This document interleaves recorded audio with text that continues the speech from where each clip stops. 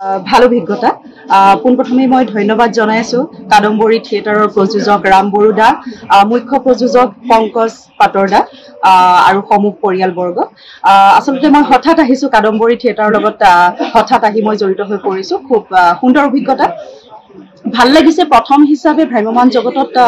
যদিও প্ৰথম তেওঁলোক তথাপিও ইমান সুন্দৰকৈ তেওঁলোকৰ যা যোগাৰ কাৰিকৰী কৌশলৰ পৰা ধৰি গোটেইখিনি লাইট ছেটিংছৰ কাম আমাৰ অলৰেডি চলি আছে আজিৰ পৰা ৰিহাৰ্চেল আৰম্ভ হৈছে আৰু খুব সুন্দৰ অভিজ্ঞতা ভাল লাগিছে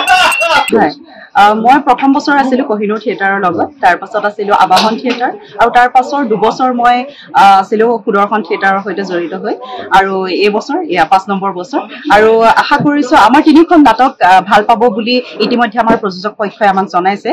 সম্পক শৰ্মা দেৱৰ নৰপিশাচ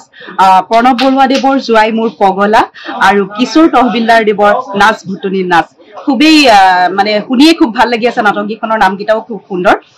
আৰু প্ৰযোজক পক্ষই আমাক জনাইছে যে তিনিওটা ষ্টৰীয়ে খুব ধুনীয়া গতিকে আশা কৰিছো আৰু লগতে আশীৰ্বাদ মৰম বিচাৰিছো সমূহ অসমবাসী ৰাইজৰ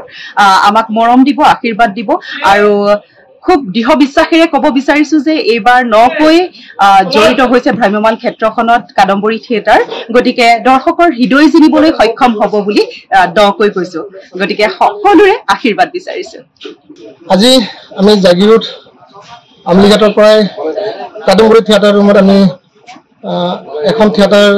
জীৱিত কৰাইছো আৰু সেই কাদম্বৰী থিয়েটাৰৰ আজি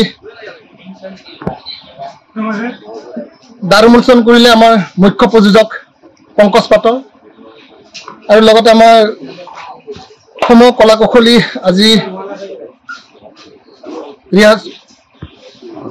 আখৰা আৰম্ভ কৰিলে আৰু লগতে সমূহ অসমবাসীক মই এইটো মোৰ ফালৰ পৰা এইটো জনাওঁ যে আমাৰ কাদম্বৰী থিয়েটাৰৰ তিনিখন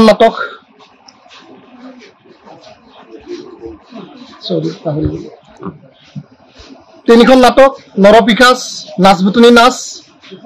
আৰু জুৱাই মোৰ পগলা এই তিনিখন নাটক ভিন্ন নাটক লৈ আমি অসমৰ ৰাইজৰ নাট্যপ্ৰেমীৰ ওচৰত ওলাই যাবলৈ বিচাৰিছো অসমৰ ৰাইজে নাট্যপ্ৰেমী ৰাইজে যাতে আমাৰ কাদম্বৰী থিয়েটাৰক আঁকোৱালি লয় তাৰে আমি প্ৰযোজকৰ ফালৰ পৰা আৰু সমূহ নাট্যকৰ্মীৰ ফালৰ পৰা মই এইখিনিকে জনাবলৈ অভিনেত্ৰী আমাৰ মাজত আছে ৰাজভৈৰৱ পাপুৰি ভূঞা আৰু আমাৰ নকৈ